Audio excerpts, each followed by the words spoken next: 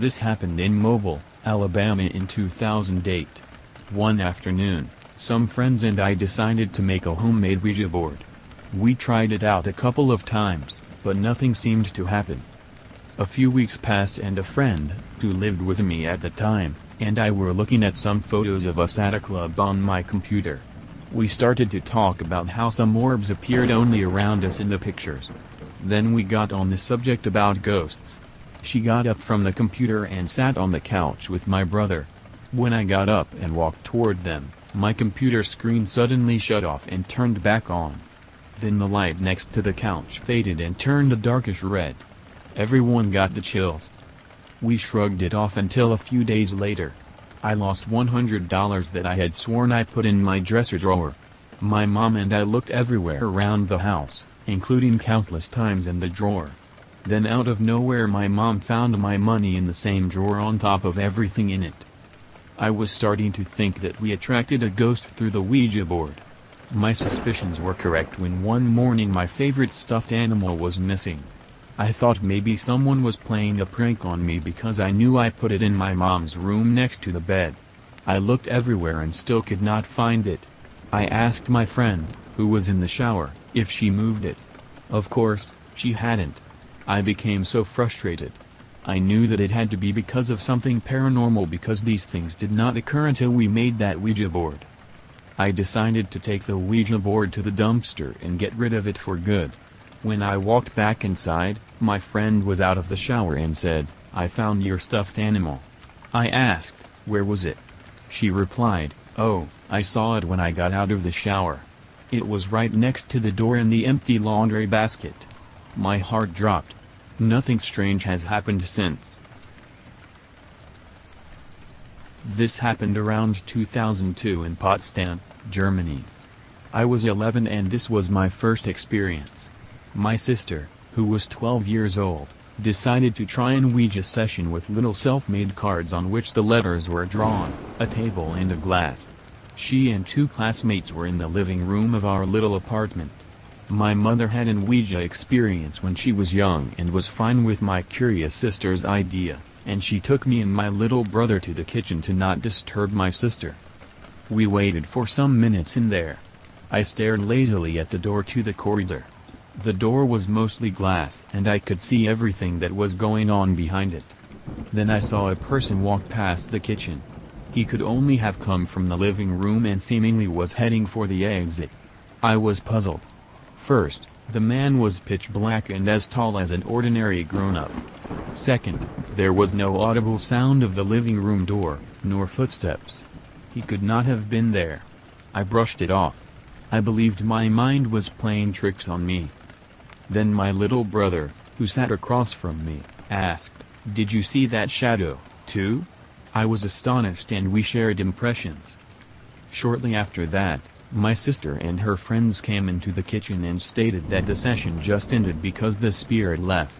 This was the start of paranormal activity around us.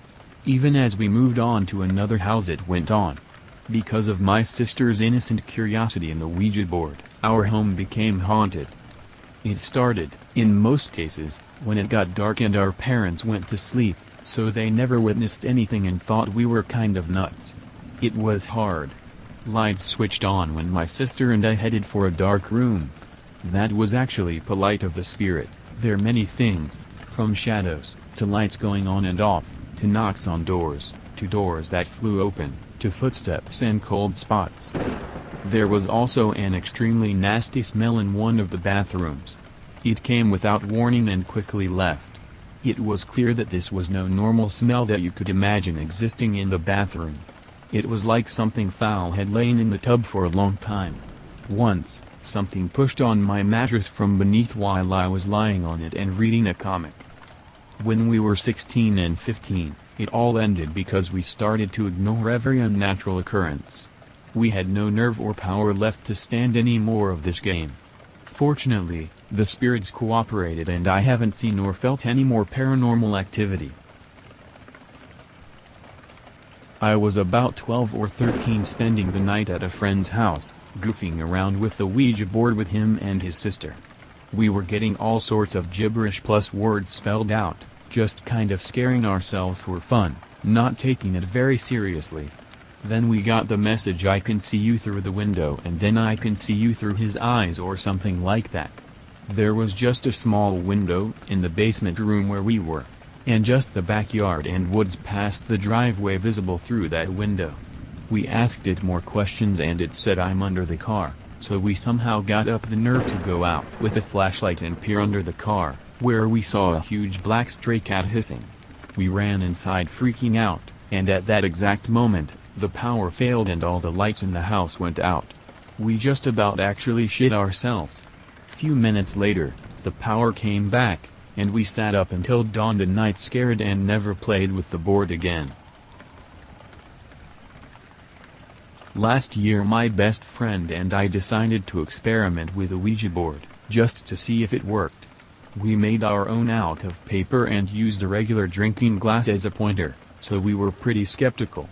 We were in for a shock. It took a while for the board to warm up, but once it did, it became apparent that we were surrounded by relatives who had passed away.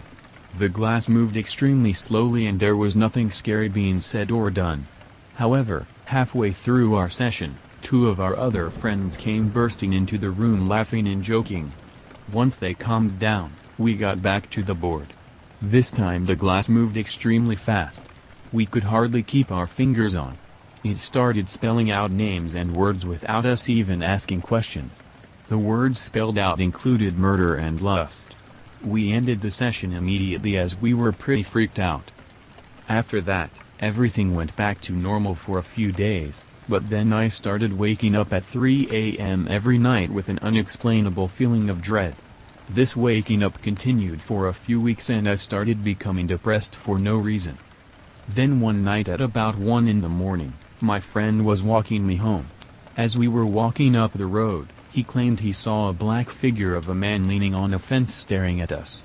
We laughed and joked about the place being haunted. We used to hear bells chiming every night on that road. That night I woke up again, but this time I was being pinned face down on my bed by what felt like a man. I tried to struggle, but I couldn't move. I tried to scream, but nothing came out. He started speaking in my ear, but I don't know what he said. Then he was gone. I hid under my covers, like that would help, and soon fell asleep. When I woke up the next morning, I put it down to a nightmare, though it felt so real. A few days later, we had family visiting. My grandma, who claims to be very perceptive, came in and said she felt there was a presence in the house. My mom said she thought so too, ever since I'd done a Ouija board in my bedroom, but she didn't think it was harmful.